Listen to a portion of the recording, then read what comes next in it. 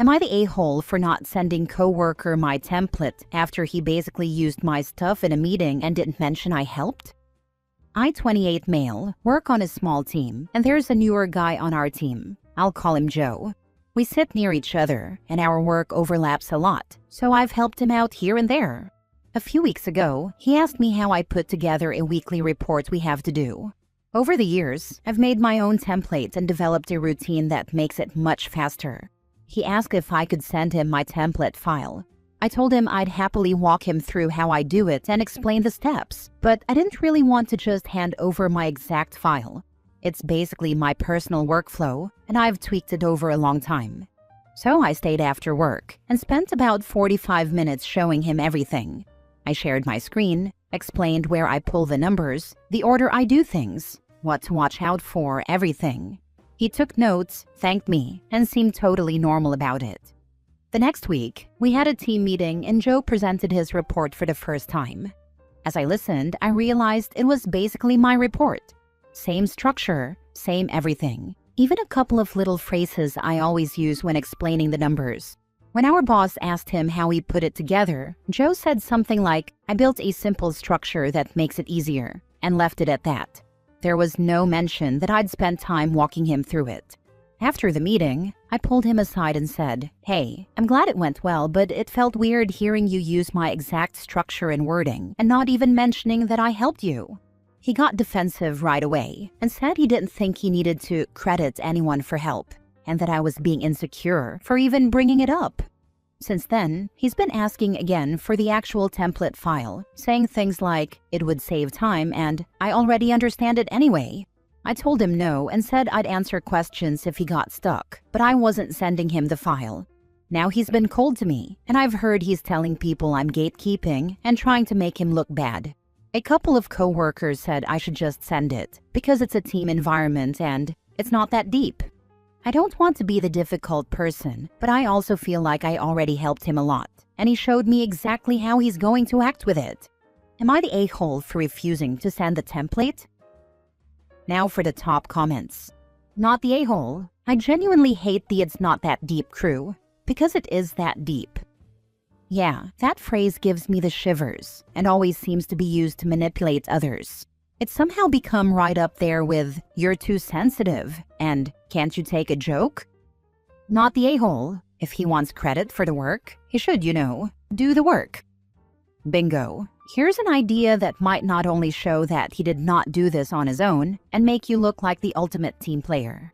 Send the file to everyone, including your management team. Explain this is what the idiot, though maybe not use idiot, used, and you think everyone will benefit by using what you created. Then sit back and enjoy the circus. This is the way. Other people taking credit for your stuff sucks. But if you share with everybody, do a little team presentation on how it works, and maintain the template, you're the company expert on it, and everybody knows it. Not the a-hole. Do not share your template with him. And depending on your relationship with your manager, it might be worth saying something. I wouldn't full-on tattle on him, but I would bring it up to make sure your manager is aware of your work. I am really happy to see that Joe's presentation went well. I met with him last week and spent about 45 minutes walking him through my template and giving him some general tips. He seems to really appreciate my template and has been asking for a copy of it, so it had me thinking that this might actually be a great resource for the entire team. Do you have any objections if I shared this with our team? This is the advice I recently gave my husband in a very similar situation. When his report is used and not credited, mention to the shared manager that he's really glad that the copycat guy liked the report that husband wrote and that he's glad it was useful and valuable enough to be shared. Act like it's a compliment, but make sure management knows the source of the work and ask a question or offer an action to back up the origin claim, like offering to share the template with the team or lead a short meeting to help everyone get on the same page with it for consistency reasons. It's not tattling or whining if you're flattered, and then offering to do something to help the team or company. Next story. Am I the a-hole for kicking out my brother after he threw a party in my house without my permission, completely trashing the place? About 2 nights ago, I received a call from my neighbor explaining that there were multiple cars outside my house and loud music coming from inside. I immediately asked my neighbor to knock on the door and ask what was going on. He was told it was a party. I was out for the night with my girlfriend and was absolutely furious, as we had previously made it clear, no parties unless I give permission. A little backstory, my brother broke up with his girlfriend, whom he was living with, and we gave him a room in my house until he saved up money from his job to find his own place. We had some basic rules, like cleaning up and helping out around the house. Anyway, I thanked my neighbor for notifying me and immediately went home. When I arrived, the music was still loud, and I walked into a dirty house with glasses everywhere and a bunch of drunk men and women. I immediately found my brother and shut it all down. Once everybody had cleared out, we had a massive argument, and I ended up kicking him out that night. The living room was completely trashed, with one of the glasses shattered all over the floor and alcohol spilled everywhere. The next day, my brother called me and we had another argument, with him calling me an ignorant a-hole and insulting me. Am I the a-hole for kicking him out in the middle of the night?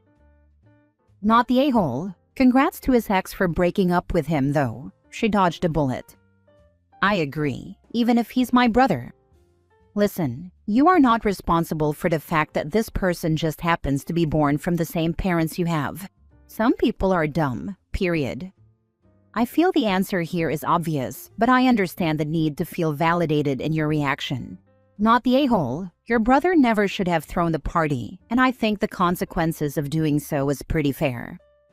Thank you. I just needed an extra opinion on the whole situation. Is your brother perchance a high school junior instead a grown man who had a live-in girlfriend? Because that's the age that usually does this nonsense. He's 19, so surprisingly he's an adult.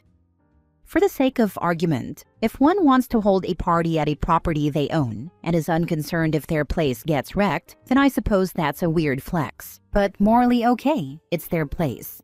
If a tenant decided to do this, then the tenant would catch hell from their landlord, and properly so. Renting a property does not make your home your property. If a guest decided to hold a party at someone else's place and was unconcerned if the place got trashed, then I suggest that person read the Odyssey. Not James Joyce's Odyssey, but Homer's. A large number of very bad guests were dealt with summarily. If a guest decided to do this at my place, whether I was a landlord, tenant, or sibling, I would acknowledge that I am not Odysseus, but I would still kick said guest's ass to the curb. I don't know if you two had any specific rules or an arrangement about what he could and could not do, but I don't think that is important, since common courtesy, known for millennia, dictates that a guest does not mess up the host's stuff. Your brother is an a-hole, you are not. Next story. Am I wrong for kicking my pregnant little sister out because of her new views about beauty and attraction? Okay, I don't know how else to say this without sounding like an a-hole, but my sister has turned into a full-on puritanical weirdo bitch, and she's been playing jump rope with my nerves. For over a year now, she's been on this thing where she doesn't believe in beauty or ugliness and thinks the entire concept of finding people attractive, calling someone pretty, saying someone looks nice, any of that stuff is morally wrong. Not just for her, for everyone, period. Like, she genuinely thinks it's unethical for anyone to do it, ever. This was going on long before she got pregnant, so no, this isn't hormones or whatever. She was already like this, just less in my face because we didn't live together. Then she got pregnant. Her boyfriend kicked her out because she wants to keep the baby, and I let her stay with me because she's my little sister, and I didn't want her pregnant and homeless.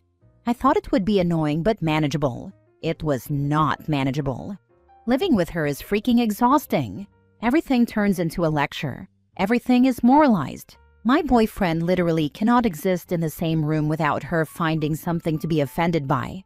If he tells me I look nice, problem. If he says I'm pretty, problem.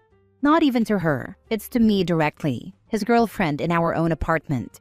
And before anyone asks, yes, he respects her boundaries. He does not comment on her appearance at all, ever. She still gets pissed because apparently the concept of someone being attracted to someone else is wrong. She's complained to me multiple times about him calling me pretty in front of her, like that's some kind of violation. She straight up told me it makes her uncomfortable that my boyfriend is attracted to me. Like, I don't know what the heck I'm supposed to do with that information. She also goes on these weird freaking rants about sex and desire, and how finding pregnancy beautiful is fetishistic and corrupt, which felt really pointed considering she is literally pregnant and living in my house. It's like living with a damn shaker. I tried talking to her. I asked her to stop commenting on my relationship and keep this stuff to herself while she's staying with me. She said she can't, because it's harmful to let people engage in that kind of thinking unchallenged. So basically, she sees it as her moral duty to be freaking unbearable. At a certain point, I just couldn't do it anymore. I was uncomfortable in my own home, walking on eggshells, feeling judged every time my boyfriend said something nice to me. So I told her she couldn't stay anymore. I didn't toss her out immediately. I gave her time, but I told her she needs to find somewhere else. I feel like crap because she's pregnant, but also I don't know how much I'm supposed to sacrifice my sanity because my sister decided to become a puritanical goblin who can't shut the heck up. I'm getting the vibe your sister didn't actually want the baby. She may have tried to baby trap, accidentally or on purpose. It didn't work, and now she's lashing out at the relationships around her. Girl is a mess. But you're right, you need to protect your peace. She's only had a problem with immoral compliments and attraction in any form since her boyfriend refused to play happy families with her. Regardless of whether it was a failed attempt at baby trapping, the failure of her relationship is her excuse for making everyone around her miserable with utter nonsense. She needs a swift dose of reality. Triggered my left sock. She's envious and bitter. I'm curious how she got pregnant outside of marriage if she believes attraction is morally wrong. She had sex, if for no other purpose than at least personal satisfaction. How is that not morally wrong? But your boyfriend calling you pretty is wrong? You're not the a-hole. If she's going to be this way while she's depending on someone for help, then she can do it her way, on her own. You're not asking her to compromise herself, just asking her to let you live your normal life. You're not hurting anyone, and you're not asking anyone to take part in it. I suspect that your sister is not mentally well, but that isn't your problem right now. You do not have to give up your peace or potentially damage your romantic relationship because your sister has lost her mind, pregnant or not. You do not have to endure her constant attempts to control the people around her. Having beliefs and reasonable boundaries is one thing, but she was openly attempting to control the behavior of you and your boyfriend in your home. Not cool. You tried quite hard to make it work, but she wouldn't let up. So I'd say she clearly moralized herself straight out of a place to stay. You did not ask anything unreasonable of her, and you gave her several chances to back off. She will have to figure out on her own that she cannot try to control or dictate the behavior of others if she wants support. No one is going to put up with her desperate attempts to force others to adhere to the strange beliefs she's concocted to address her mental issues. No one is going to tolerate her constant intrusions and moralizing. She desperately needs mental health treatment, especially before she has a child and tries to teach them these backwards conflicting beliefs. But I suspect she feels there is nothing wrong with her, so I doubt she'll seek help on her own. Maybe you can talk to other family members who are in a better position to help her. You need a break for now. Last story. Am I the a-hole for telling our parents not to segment their money and whatever is left is left? I am one of 4 siblings, 3 boys and 1 girl. I am one of the boys.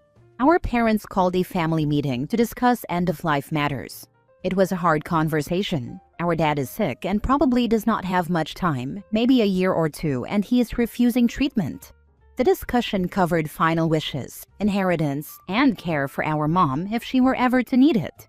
The biggest point of contention was inheritance. I suggested they not segment anything, and that whatever is left after our mom passes be split equally among the 4 of us.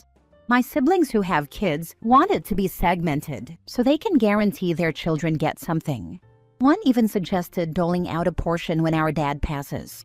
I will say that generally we are not transactional, but our father has always been a very regimented individual. This conversation was about 4 months ago, and it turns out our parents chose not to break anything up now, and to leave everything to our mom. When she passes, the estate will be liquidated and split equally among the four of us, with no consideration for grandchildren. They also made me their financial durable and healthcare power of attorney. I thought this was fair, but my siblings are upset and have accused me of meddling in things I don't understand. They claim that because we don't know what the future holds, I should have had their backs by getting something now, at the very least. I understand that it could have helped with college expenses and similar things for my older brother. My oldest nephew will be heading to college in 2 years. I'm looking for an outside perspective. My siblings feel I should talk to our parents, recant my suggestion, and encourage a more equitable distribution. They seem to be under the impression that, had I not said anything, that is what our parents would have done. I don't know, but I'm open to outside opinions. Am I the a-hole here? Nope, not the a-hole. Her money is for her benefit and her benefit only. If you are in the US and your mom's health declines within 5 years, stroke, heart attack, traumatic brain injury, etc., and she doesn't have enough money, government insurance to pay for a nursing home has a look-back period. They will not pay if they see that assets or money were given away within 5 years, until the dollar amount of what was given away is spent toward the cost of care. In other words, you kids would have to pay back, toward the nursing home bill, whatever you were given early. I don't think inheritance would impact the 5-year look-back, but that is something to consider, and I will look into it. Though to be frank, I would go bankrupt before I left our mom in that position. Not the a-hole. Your siblings, however, are disgusting individuals. Your parents' money is exactly that, your parents, and your mother may need it for her future survival, medical care, or if she is lucky, travel and enjoyment, as is her right. I agree. Who even makes this an issue when their parent is dying? I wouldn't be able to care about inheritance at this time. His mother deserves the money, so she's taken care of for the rest of her life. People with kids can become so entitled. They chose to have children, so that's their problem now. It is not the responsibility of parents to provide for grandchildren. Those children should be provided for by their own parents. If your siblings want more money, they will need to earn it themselves or take out loans for their needs. Your parents chose to have their estate divided among all of their children. Your siblings need to accept that parents can decide how they want their estate distributed. Side note, your parents could have left everything to the local animal shelter and the siblings would get nothing. So they should be grateful that they will get something when their parents have passed away. Please be sure an inventory is included with the end-of-life documents to reduce any squabbling or outright fraud attempts when the time comes, because it seems as though your siblings are upset about not getting paid now. You are not the a-hole for suggesting your parents have their estate split equally among their children.